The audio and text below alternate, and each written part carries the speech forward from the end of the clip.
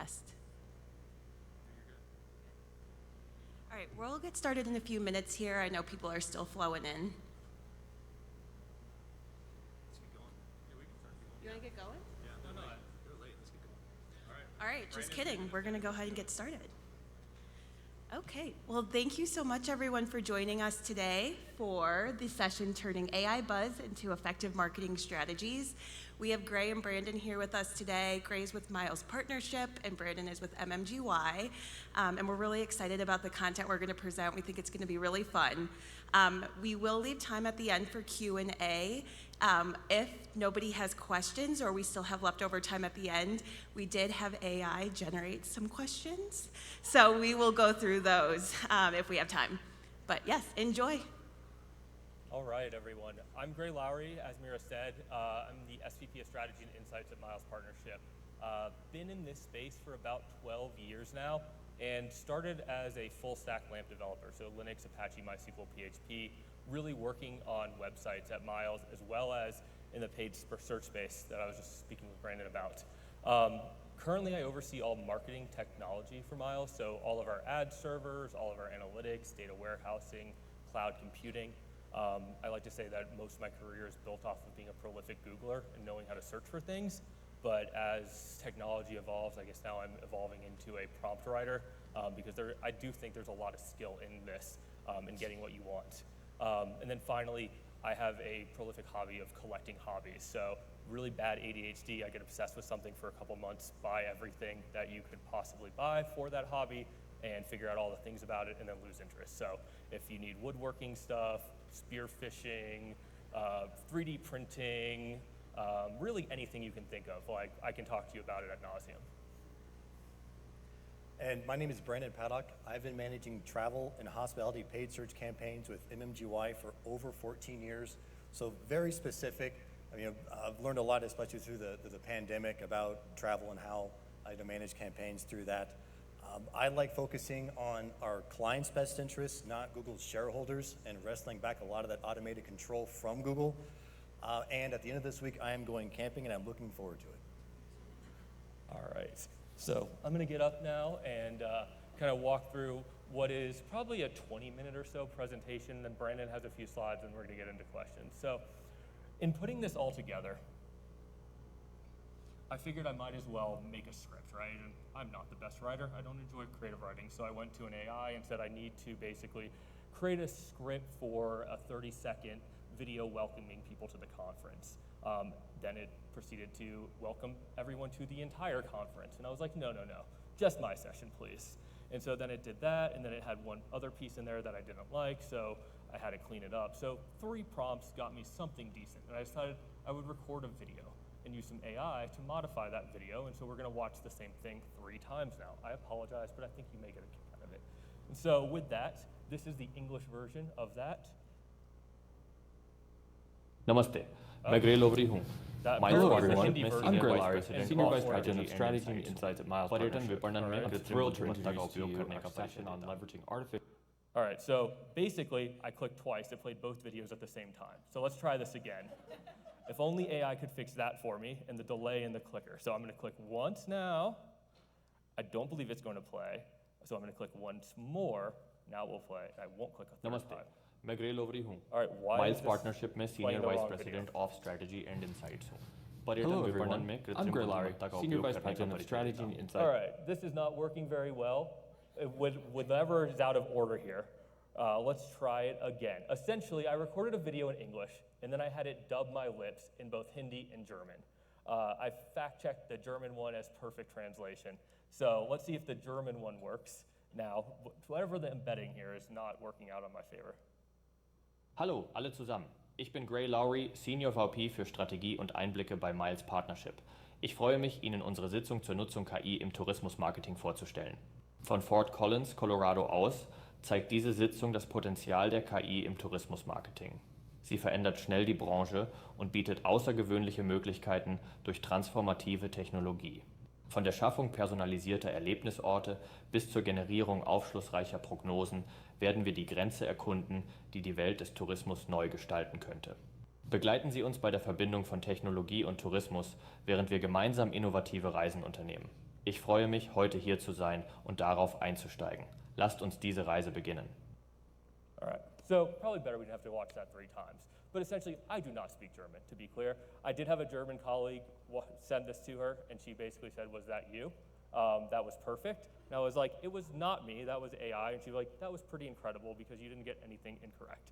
So we just heard from Eric and Tim about basically how German's such a big market. So I think the ability to use AI to just upload a video, translate that video, and then redub your lips into a native language, not a bad use case for AI, right? That would have cost me probably $500 to have someone else do it. It wouldn't have the inflections of my tone. It wouldn't have the way that I move my hands or my lips. It wouldn't have any of that to it. So now the ability to speak to people in their native tongues via AI is a pretty amazing thing that we can do. That's using a service called HeyGen, Heygen. You just upload a video and pick what language you want, and it will basically just redub the lips and translate it for you in a matter of seconds. So hopefully we don't play another video here. नमस्ते, All right, मैं that grey was- लोवरी हूँ, that was the Hindi miles version. Let's partnership get में over senior that. Vice president. All right, bad transitions on clicks. I apologize. Really bothers me. So anyway, we'll do some non-video based stuff now, and we'll just get into general AI-based stuff. So this is a comically non-extensive list on what we can use AI for.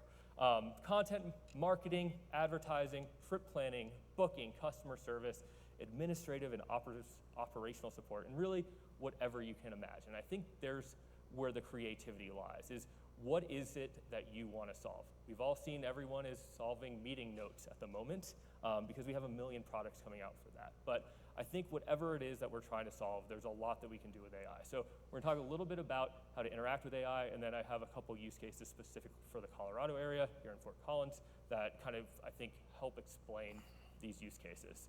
So when I think about AI, I think about the big fish.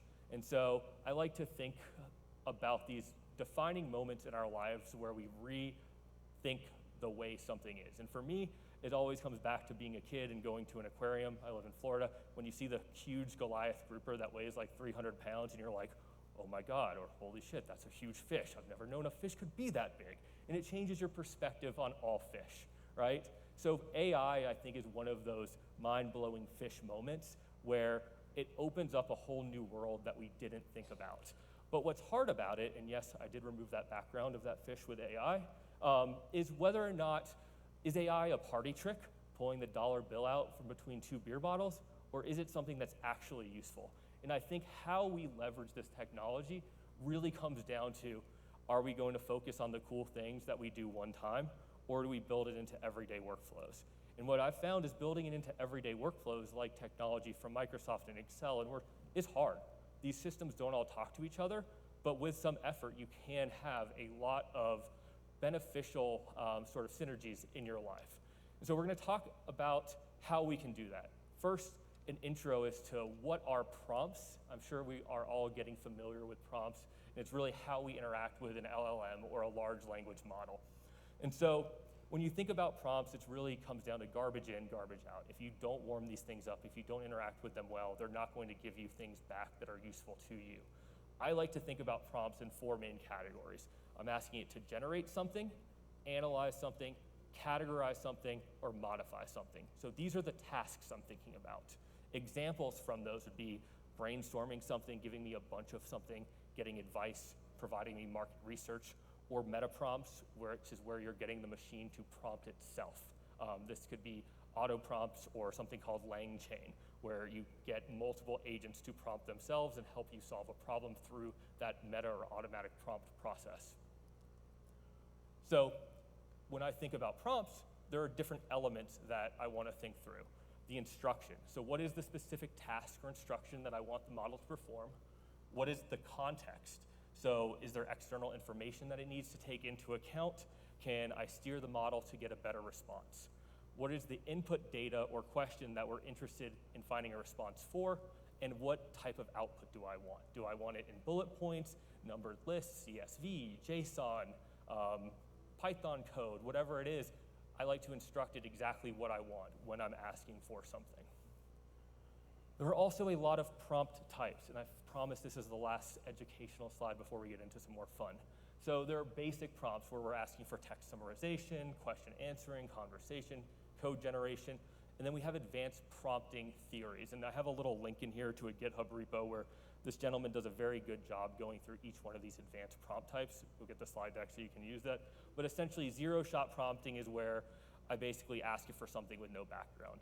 Few-shot prompting is where I asked a few warm-up questions to get it in the mood or get it into the mindset of the type of individual I want it to be. Chain of thought prompting, you'll see a lot of that is where I ask for one thing and then I get the result and then I have it modify that result. Generate knowledge prompting, automatic prompt engineering. There's a lot of different theories here, but it's great to classify what sort of prompts you're using. And when you're using a chat-based LLM, you can interact with it differently than you can with just an API, like a DaVinci 3, which is what ChatGPT was originally based on, because you don't have the stored memory in order to keep interacting with it based on the last result. So there are different theories to this. So let's put this into use. One of our clients is the Margaritaville Beach Resort in Nassau. And so a good use case for this is text classification. And so I don't know if you guys can all read that, but essentially I took some reviews from TripAdvisor. This could be set up via API. I just did it via text. And I plugged them in. And I said, ingest and review the following reviews for Margaritaville Beach Resort Nassau. And so there were a few reviews in here. One was from a gentleman named Alan B., and he had these different things that were about bad service and really sort of not having much service while he was there compared to other properties. I asked it to review it, so then it gave me a review. I didn't want that, so my prompt was not accurate here because I just wanted to ingest the data. But what I actually wanted was it to rate the responses from the management on a scale of 1 to 5, with 5 being the best. So very explicit here, right? Provide 3 points of feedback on how our manager could actually improve the responses to get to a 5 if they're not at a 5. So again, very explicit in the feedback that I'm giving it. It gave the Nigel here a rating of 4. It was personalized, but not personalized enough. He didn't show empathy, and the follow-up wasn't a direct line of communication to him. So it was too generic, right? So then I say, please recap the review from Alan B. and the response from Nigel to critique Nigel's response, including 3 edits, and then write the response to make it better and bring the rating up to a 5 based on the same criteria.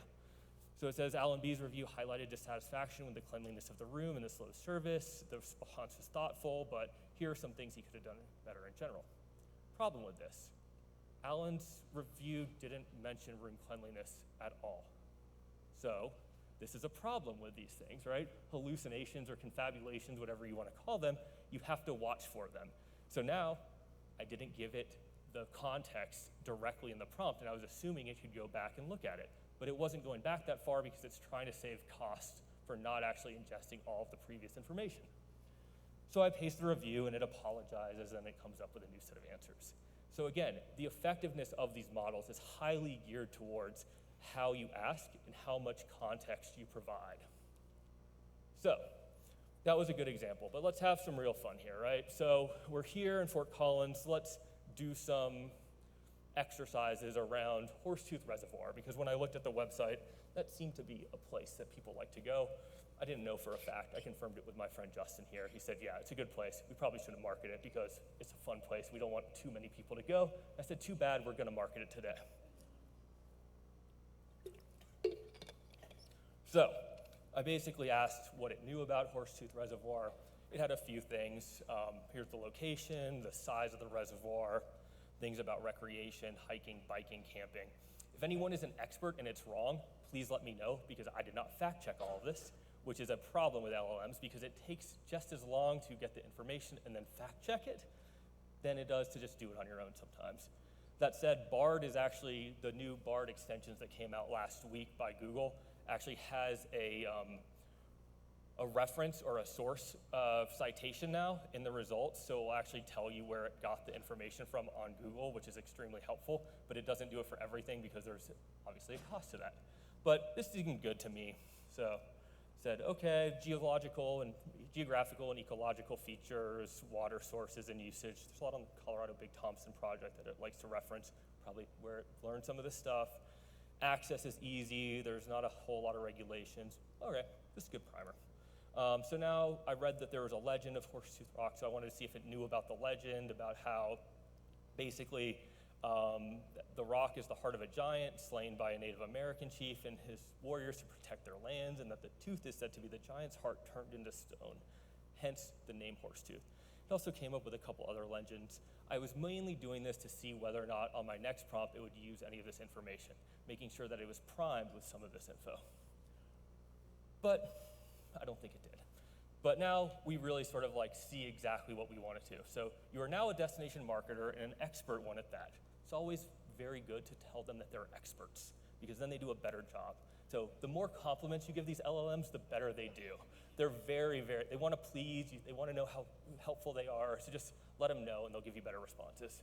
So I want to market this area to residents of Denver. Can you build me an annual marketing plan to increase visitation to this area from Denver? Please make sure to include demographics, psychographics, recommended media channels, investment levels, how to measure success, as well as fun campaign ideas, including things like scavenger hunts, because why not?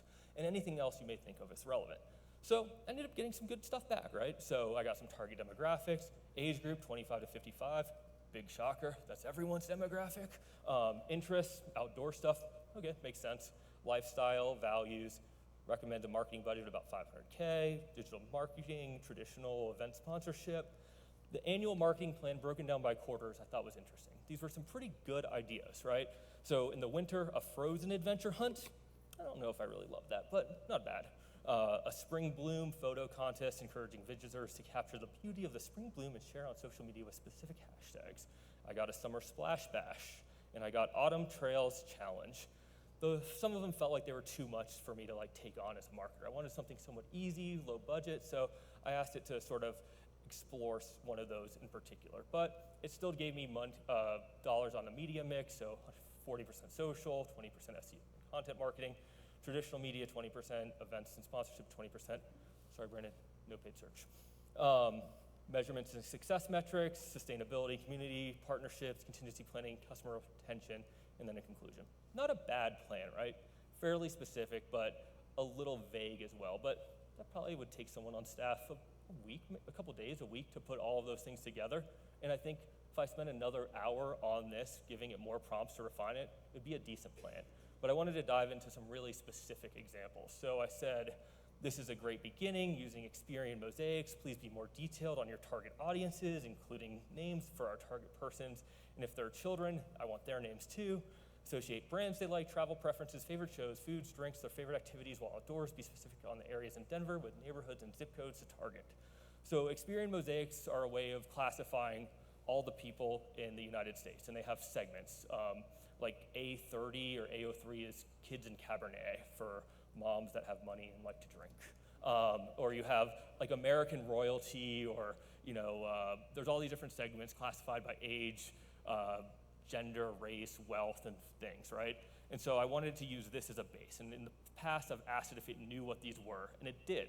And so I've used this now going on and on because I can now tie these to specific audiences that I can buy online or in traditional media because it's a way of referencing who media targets.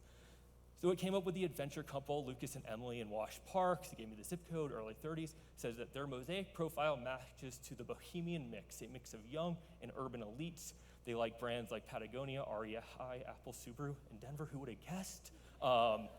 Travel preferences, local, Airbnbs, favorite shows, Planet Earth, Free Solo, foods, drinks, craft beers, organic wine, cold-pressed juices. Again, wouldn't have guessed that. They like hiking and camping. All right, that's good. The active family, they're in Highlands Ranch. There's the zip code, late 30s, early 40s. This is Derek and Isabella. Their kids are Ava and Max. They match the family portrait mosaic. They like North Face, Columbia, Toyota, Disney. Here are some things they like, Amazing Race, America's Got Talent. This is good. I like this. They gave me the target persona for the solo explorer, Cap Hill, Urbanize, Adidas, GoPro Vans, Spotify, Stranger Things, Queer Eye, iced lattes, craft cocktails, kombucha. Yeah, could have guessed that one too. But not bad, right? And they tie to the Urbanites. These are 3 good profiles I can use as a base for my media targeting. It gave me marketing implications with digital ads, brand collaborations, content strategy, effective experiences. All stuff that takes a while to pull on your own and you need to know where to look. But if I didn't know to tie these to Experian mosaics, I probably wouldn't have gotten these same results. So it takes a level of personal knowledge to know how to prompt to get what you want. So now I said for the Q2 Spring Bloom idea, let's create five more name options for that and provide me some more information for Isabella and her kids. So I got the Bloom Treasure Quest, Spring Petal Hunt, Blossom Safari, Adventure Floral Exploration Journey, and the Magical Meadow Chase. It chose to run with the Magical Meadow Chase, and I didn't hate it for it, so I didn't correct it. Basically, there's little boxes all over the trail that they can find. In there's stickers and eco-friendly toys and collectible cards.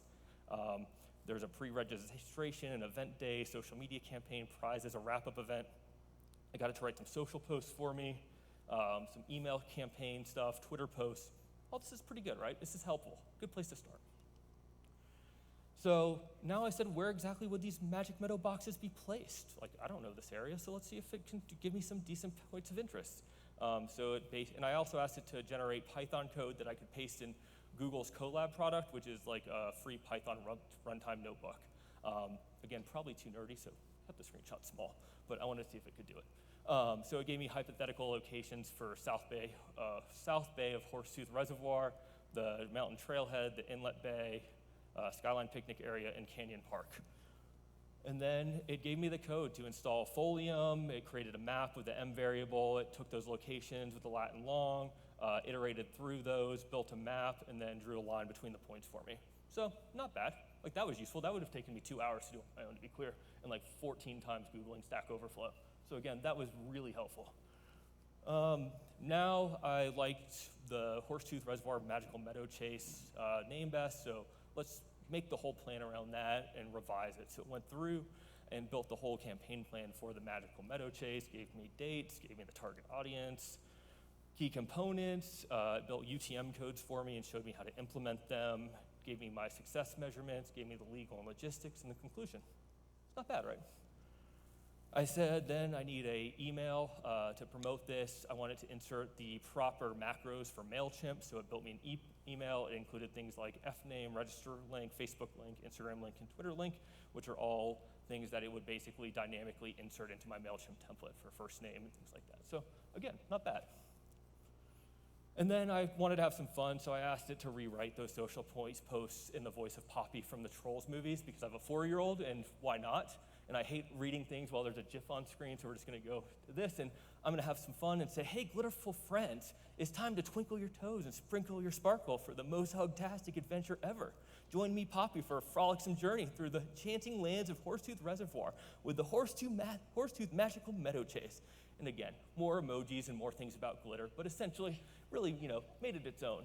But maybe not everyone likes Poppy. Maybe you're like my son and likes Queen Barb from the Trolls World Tour movie, who is a lot more rebellious and edgy. So, hey, rockin' rebels, ready to raid the realms of Horsetooth Reservoir and embark on the ultimate Horsetooth Magical Meadow Chase? Let's bring the house down and uncover the secrets of these legendary lands. So again, same post, different voice. So this is one of my favorite things to do, right? I've done many examples of this using Hulk Hogan's voice. It's always fun. People always laugh. But this is a great way to get it to sort of change the way it's going to speak based on your own brand voice. You don't have to use a mythical character or a troll. You can actually load in your own brand voice and have it tweak the content to the brand voice that you define. And this comes down to the data that you're giving these LLMs is extremely important to get the output that you want. So you can write a bunch of articles, but if you don't know what your word choice is, what tone to use, what word choice to use, and you can't replicate that over and over, you're not going to get the content that you want out of this. So training them on your own brand voice and defining it is extremely helpful. I have a model that I use to write emails for me, and I trained it on my own emails, and it defined my tone as collegiate, friendly, technical. And so I use that in the prompt that I say to summarize the thing that I just wrote and make it better, because I had it analyze all of the emails that I wrote that I liked, not the ones I didn't like, and said, use this as the basis to rewrite my emails so that I can just basically write things that I don't like to people, and it makes them feel nice. So at this point, we're gonna take a hard pivot because I didn't know how to transition and I was running out of time. And we're just gonna talk a little bit about images. So we talked a lot about LLMs, and I just wanted to highlight that there is a lot we can do with images as well. This is the Margaritaville at Sea, again, a cruise client. So We took a bunch of images of a boat. We used a website called Astria that allows us to tune models for product placement. Replicate.com is another really good one that I didn't know about at the time, but now I would probably use instead of Astria. And I loaded all these images of boats for the Margaritaville at Sea.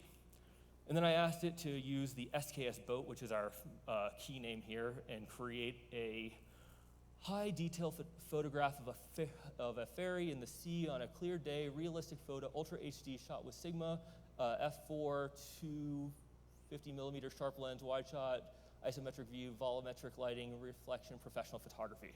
And now I have the boat that I needed as a sunset. Again, I would never know to write all that, so I used Prompt Hero to give me some ideas of what to write. Highly recommend. But again, very specific on the exact way that I wanted that. Then I used myself. So uploaded a bunch of pictures of myself and tuned it. You can see the intro picture that I had is down here. Close-up night portrait photograph of SKS Man, which is the variable for my photo. Was sitting in a cafe next to a window on a rainy night. Christmas outside or neon lights from a busy city. Award-winning photo, artistration, atmospheric, high detail, Christmas. I don't know why Christmas, but whatever. Wasn't bad. Portrait photo, headshot, SKS Man, Mucha, sharp focus, elegant, render, octane, derailed, award-winning photography. Again, tell it that it's really good. Award-winning, masterpiece, rimlit, sharp focus, highly detailed, trending artistration, Nikon, Kodak, 16:9, 50 millimeter portrait photography, hard rim. Again, a lot of specifics. And so I can tune it to get exactly what I want out of this, right? This was another one of myself in the Back to the Future theme. I don't even need to read all these. You get it. Very specific stuff, right? But there's a lot you can do with the modification here. And so images are fun. There's probably more party tricks with images than there are with the LLMs. But if you have a shot of someone, we had a recent thing where we had a photo shoot for the state of Kentucky. Someone bought a new cocktail strainer, left the label on the strainer. And so we had all these really nice photographs with a barcode on the top of them. One click in Photoshop that would have used to take 3 hours for us to edit out, got rid of everything, almost perfectly. Some of the strainer holes were not in the right position, but you would never know that. And so there's a lot that you can do with images these days. All right, this is my sort of final section on a sneak peek. These are some of the things that we're working on for clients. This is something we're working on with Intentful. Again, I don't know if you can read that because I can't really read it. So basically, this is for Puerto Rico, and it's a chatbot that we've been working on with Intentful. And it's pretty good. It's not there yet. So there's some big downsides with some of these bots right now that I'll talk about after I go through this. With, can you recommend some beaches for a surf trip I'm planning? So it goes with Niagara, Machuco's, I don't even know all these names. And I don't know if they're all accurate, but it's giving me the reference point for them. So it gives me 4 beaches, not bad. Do I ask it which ones have the best lodging options? Just like a destination, it doesn't want to commit to giving me an actual hotel that's the best, so it gives me some options. And then, so which beaches have the best hotels? So it gave me the St. Regis Baja Beach Resort. I know that's a real one. Dorado, that's a real one. Wyndham, Grand Rio, that's a real one. Fairmont El San Juan, that's a real one. All these are real ones, and they are all pretty good surf beaches. So that's useful, right? Here are some hotels I can use while I'm looking for a surf trip in Puerto Rico. Then let's go with an easy one. What day is it today? Sorry, I can't tell you that. Can't find that on the website. So that's one of the downsides of these things. They typically don't know what day it is. So if you ask it for things to do this weekend, it will give you things from 4 years ago, 7 years from now, tell you I don't know, because it doesn't know what day it is. So when we're generating prompts, we have to make sure that we let it know what day it is, or you're going to get back garbage. So I tell it what day it is. It's 2023, 09/27.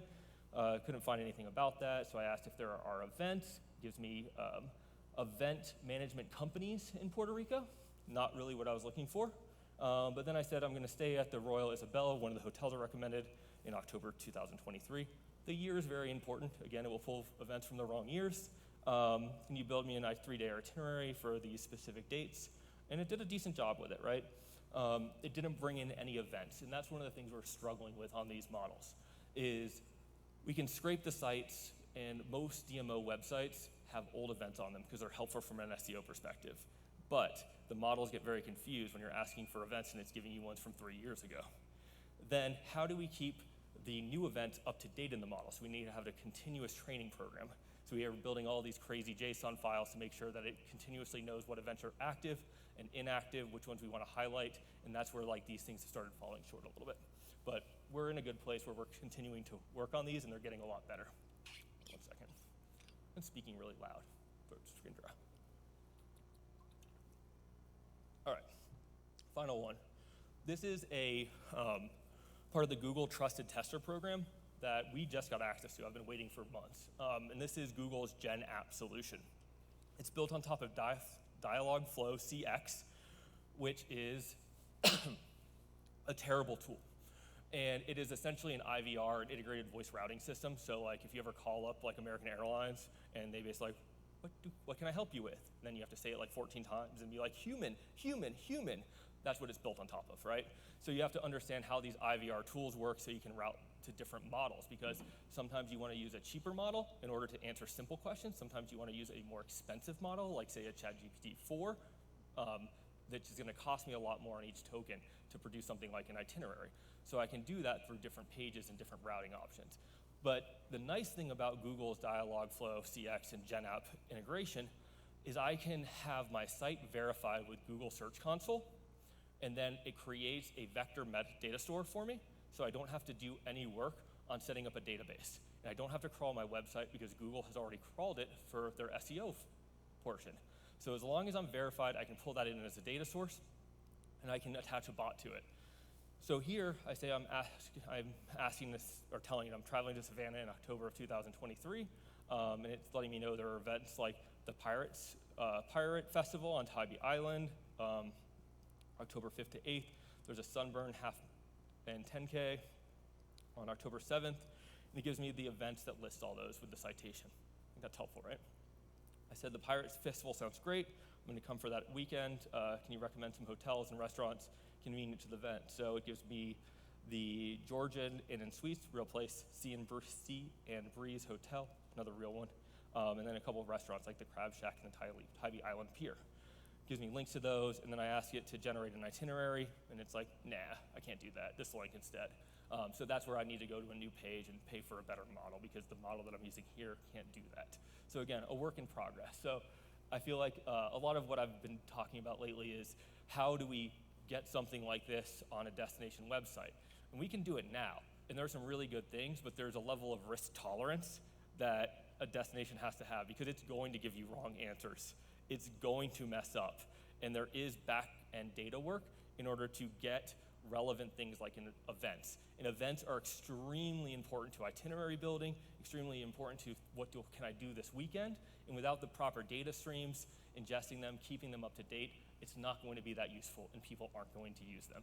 So that's the part that we're focused on right now at Miles, is making that part work well, and then when that's done, I feel like we're in a good place to actually start making these a lot more usable.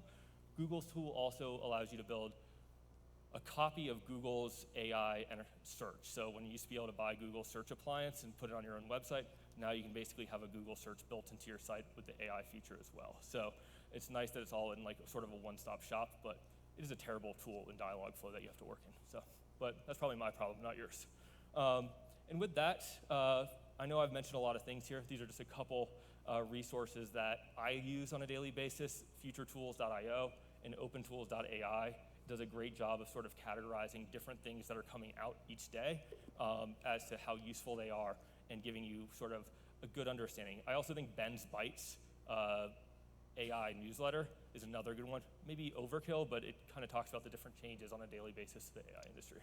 With that, I'm going to hand this over to Brandon to talk a little bit about AI and search marketing. Just the green one? Okay. Yeah, the big green one. There we go. All right.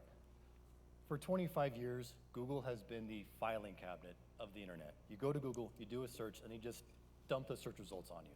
And finally, that is changing with generative search results in Google. When you go to Google, let's see if that works. Sweet. All right, so you go to Google now, and you can have a conversation with the search box, and it'll deliver you the results. And so you can search in a more conversational manner again. And it's just a different way to interact with these search results. And as search marketers, it's our idea to figure out how do we capitalize on this paradigm shift with search, something that we have not seen in the last 2.5 decades.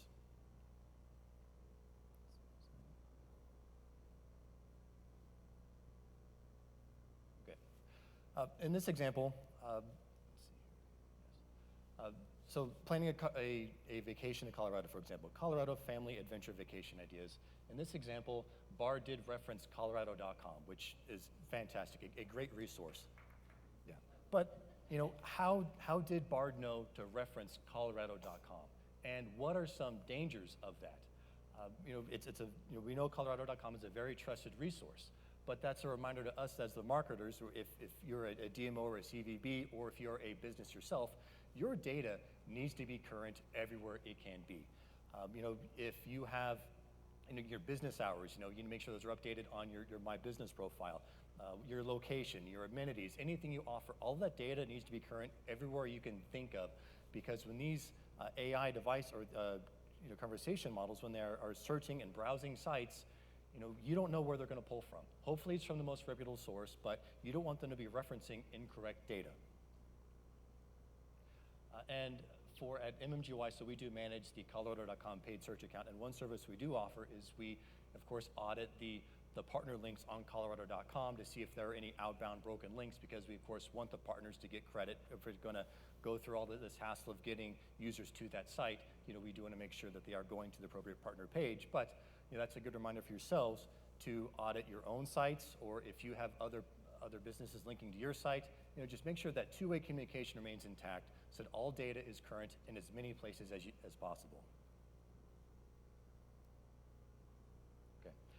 And as a reminder, Bing still does exist, and they were first to the generative AI search. They did beat Google. That was a fun period back in the spring. It seemed almost every day there was something new in the AI search, and with Bing, they actually do integrate paid search results in their generative search. Google is yet to do that. Now on the Bing side, so you can do a search, and then as you go through the conversation, you can click through the drop-down links, and then those are triggered similar to a regular query in Bing, and you can see that query data in your paid search campaigns, and you are charged on that as if the click occurred at the regular search results.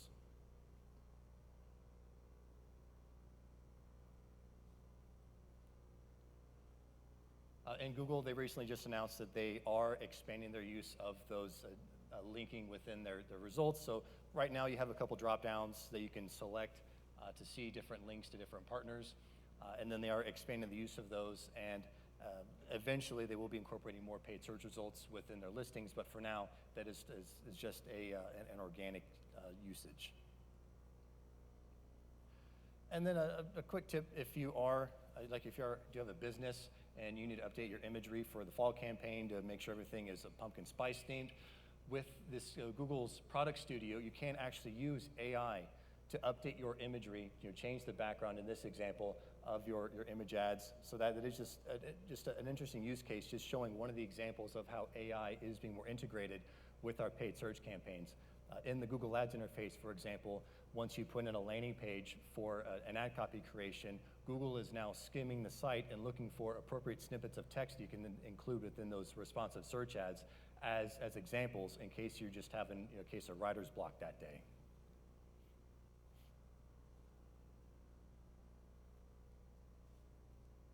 Hitting the laser pointer. There we go. Thank you. So just some quick AI uses, AI chat uses for paid search. So in the past, when I've needed additional ideas for like key phrase research, for example, I would scour like the Wikipedia articles about our clients, or even go as far as asking my mother-in-law how she would search for things, and just to get a different perspective. And that's how I recommend looking at these AI tools also, is just a different perspective. It's not there to replace you. You are still the thinking person. You have that creative background, but it is still a good, different alternative just to help you augment what you're already doing. And so things like the key phrase list, you can tell it how to write a paid search campaign. You can say, hey, I'm creating a paid search campaign for a new hotel I just opened in Aspen, and I need 4 campaigns with different audience types, and it can spit out in a CSV format everything you need to upload to Google Ads. You just need to tell it how to do that. And with AI, remember, you're not going to hurt its feelings, so be very specific with your requests, be demanding and repetitive until you get what you need. Other things, like the ad copy ideation, But again, vet that. Don't just upload it. Run it by the creative team and the client. Don't just run with it and claim it as yourself. You can identify competitors, and if you don't want to talk to developers, you can use it to write scripting. And in your own paid search campaigns, Google, they love to tout smart bidding. Our reps, they're hounding us, oh, spend more money, utilize smart bidding, you take away all the manual control, just automate everything.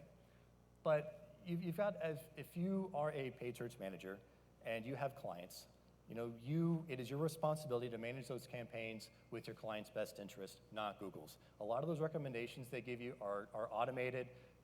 We know the reps that they have incentives to have you, check those boxes.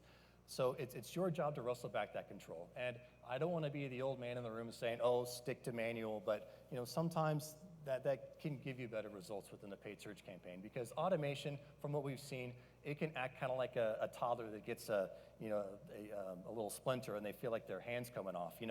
AI bidding, they can take small signals and blow them up and waste a lot of yours or your client's budgets. So with automated bidding, when you are testing those, absolutely monitor your conversion tracking. For example, Google, they're happy to spend if your conversion tracking falls off, and that conversion tracking is, of course, the major signal for those automated bidding strategies. And so monitor that, stay on top of it, set up automated alerts, so if you do lose that data, you can correct that right away. Because again, you don't want to be wasting your marketing budgets.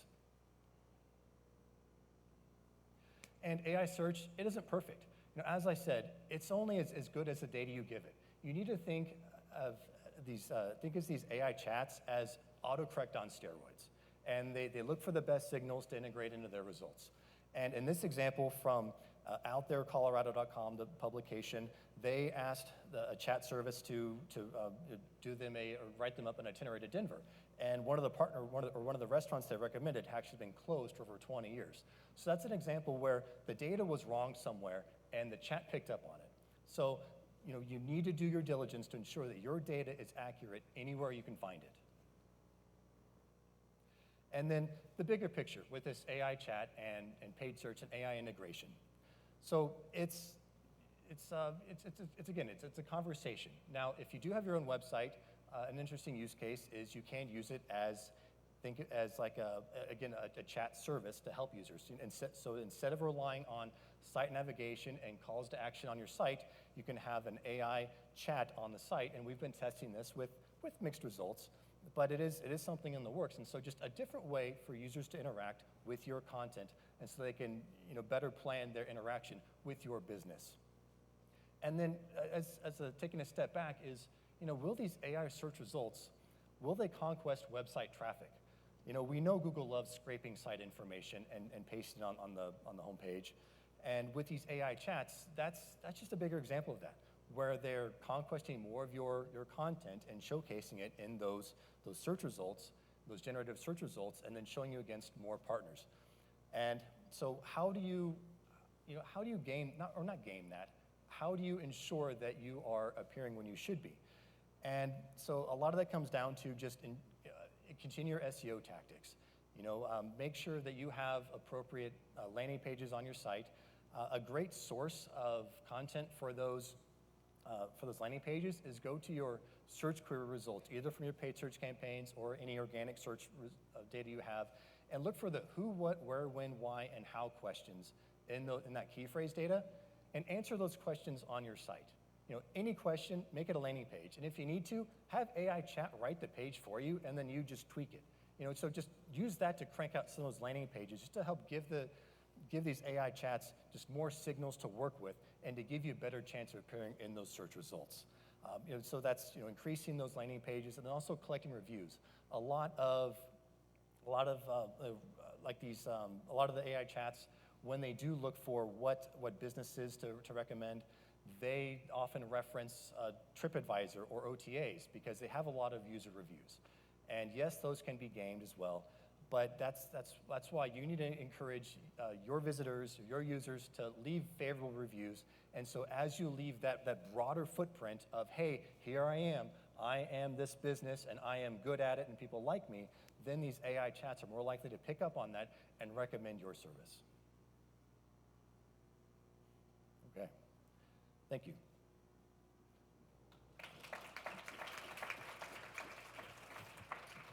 All right, we are opening it up for questions. I will bring the mic to you.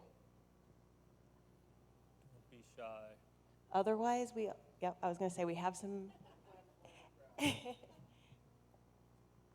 All right, so today I read an article that Bard was actually publicly indexing chats that people were having with it, and people were discovering those chats in Google search.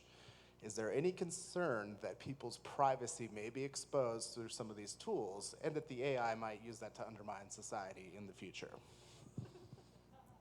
That was quite a question chock full of things.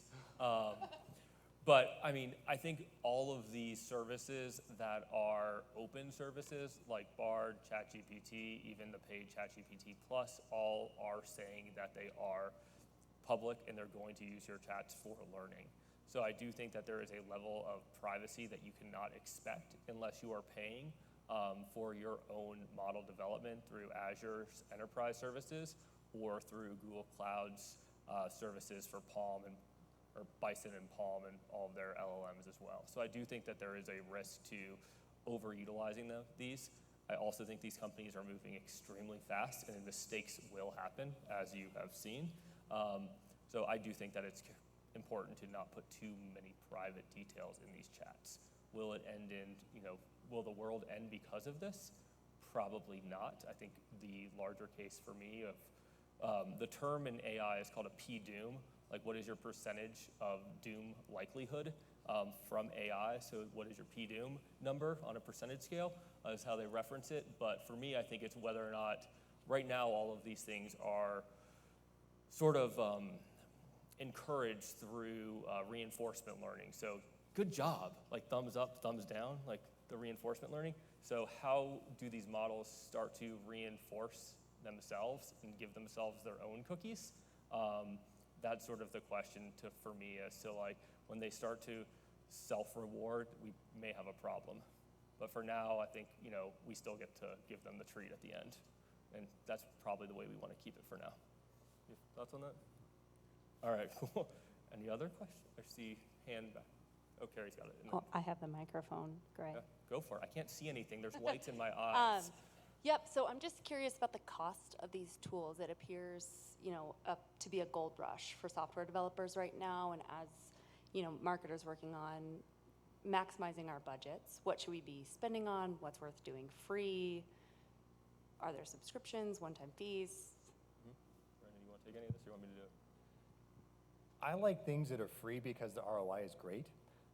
As far as the tools, I can't recommend off the top of my head for these AI chat tools. I think Gray seems to know more about those tools since I focus just on what's available within the Google Ads interface. Yeah, so ChatGPT Plus, which gives you access to 50 questions to GPT-4 for every 3 hours, is $20 a month. Again, those are not an enterprise level feature. So then you start to go into GCP and Azure's AI tools, and those are harder to figure out because you're paying for microseconds of GPUs depending on what level of GPU you need, and then also how many tokens, which is essentially like a count of words in a vector database. So again, it's really hard to tell you. I think with some of that intentful stuff I was looking at, I want to say we are looking at prices of a couple $100 a month for something like that. But again, I think a lot of what will happen is optimizing what models you're using and the GPUs that it relies on for cost. And so I know I keep using GPUs, which stands for Graphical Processing Unit, which is essentially a computer chip for gamers that just happens to be really, really good at AI type work because of the way they stack the chips on top of each other at TSMC in Taiwan. And so like they have a unique way of handling these types of queries. Google doesn't want to pay for them, so they use TPUs or tensor processing units. But just it's a specialized computer chips for computer games that happen to be really good at AI stuff. And now you can't get them, and they cost lots of money. And I think they're at an 18-month back time from the NVIDIA TSMC manufacturing process right now. So it's becoming like a hard currency to get at. So I skirted the answer on most of that, gave you some specifics. I did use SiteGPT on a large client at one point with 60,000 pages, and they wanted like $2,000 a month for the GPT-4 license for that. Again, a lot of it comes down to scraping and training. Google stuff has been relatively cheap, but again, it's hard to budget. I had an RFP recently that had like AI work. I'm like, well, how many people are going to be using it, and how long are their questions going to be? And that's a lot of microsecond calculation. So I would say right now a lot of the stuff I showed is very reasonably priced, but I think as you get into the enterprise level, depending on how much you're doing and how much usage there is of it, it could scale.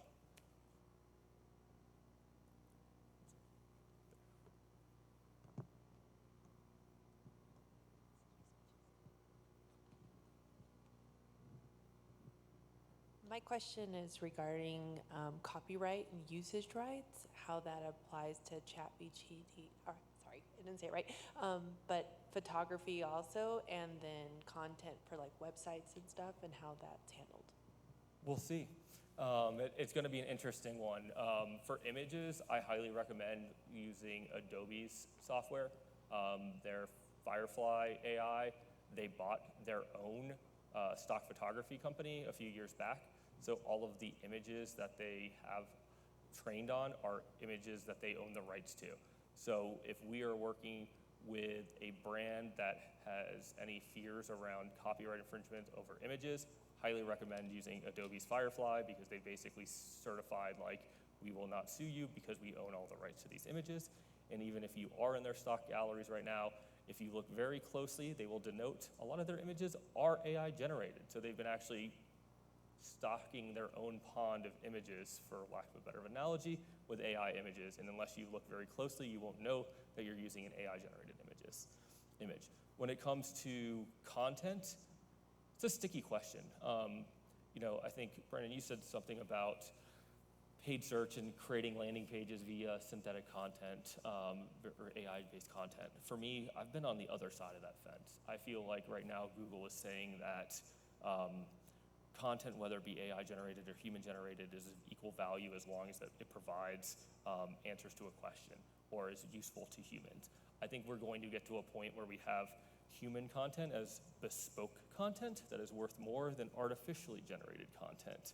Because what's happening is the more artificially generated content that is produced, these models are still trying to scrape sites to train themselves. And so when you start training the next generation of models on AI-generated content, we've seen that there is a significant decrease in the value of the next level of model if trained on non-human generated content. So you're going to start having this level of diminishing return if you start putting AI-generated content out on the internet, and then they're using that to train. And so I think there's going to be a resurgence in the value of human content, and that we should invest in that. And you're seeing Reddit become potentially profitable for the first time because people want Reddit content. I mean, to be clear, I've been doing my Google searches with Reddit at the end of it for the last 2 years, but that's where they're starting to see profit. It's where Stack Overflow is coming from too. So I think that it's going to be interesting with the copyright stuff, but I do think that there's a lot to be said for human-generated content and how we protect that. I actually wanted to see what your thought on letting OpenAI or Google scrape your site for AI content. I know OpenAI now has their own robots declaration. What are your thoughts on that?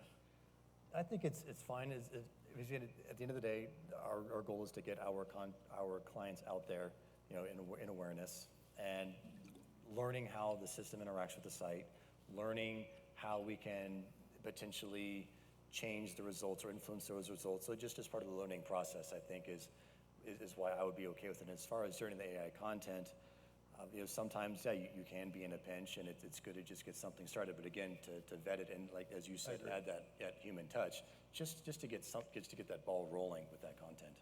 Agreed. I mean, I use it all the time for helping me ideate and things like that. But I do think there's a level to the human content that's going to become more valuable over the next couple of years. Other questions?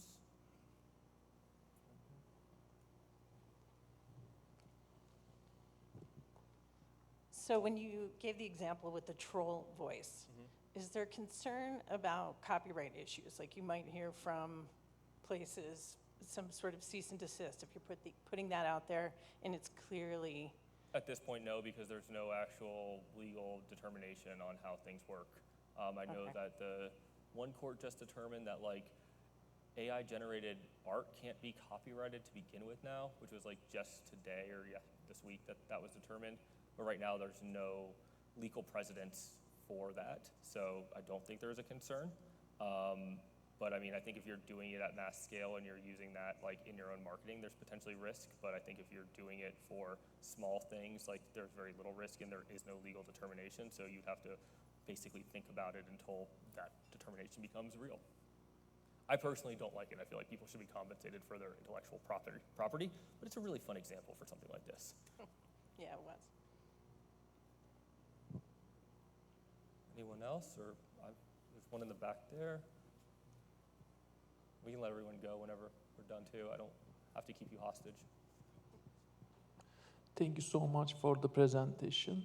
I have a question. I'm a professor at the Colorado Mesa University. If you were an instructor to the undergraduate student, what would you recommend to teach this kind of AI? Where should we start? So let me try to disseminate that back. So where would I instruct people to start with this type of material? Yes. From a code development standpoint or just working with it? Just working with it, that hospitality tourism students. I think ChatGPT is a very easy way to interact with these types of models. I think Bard is another way that's easy to interact with them. I will say Google has gotten very good with the Bard extensions of putting click to buy this plane ticket, click to buy this hotel room. Like they may get the day wrong, but like they're getting really good at putting the product they want you to buy with their commission on it in there. Very, very good. So I think working with those, I think Claude from, I can't remember where Claude is from, not Niantic, another AI lab. And then I think Hugging Face is a very interesting place. It's a sort of model garden that you can interact with a lot of different models that are open source, like Facebook's Llama, and tweak your own thing. So funny name, but Hugging Face is definitely a good place to check out different models. And I think working through different problems that they want to solve. Right? I did an example like that for a Focusrite webinar a while back and compared Marriott versus, or Ritz-Carlton versus the Four Seasons and like what their brand promises were, drafting different social posts and emails in different voices, but then did a whole thing where I basically trained a virtual concierge on a hypothetical family and had different check-in points throughout the day and the itineraries that we produced for what time to check in, what things to ask, generate notes to that family, because if you stay to the Four Seasons, a lot of times you'll get like handwritten notes on like how your things are. So like, let's generate those handwritten notes to save time, and then tweak things with Hulk Hogan theme for their son. So I think thinking through those workflows is going to be important, right? All right, if there's no one else, then I think we can just end this. We're pretty much at time. So thank you, everyone. That's great.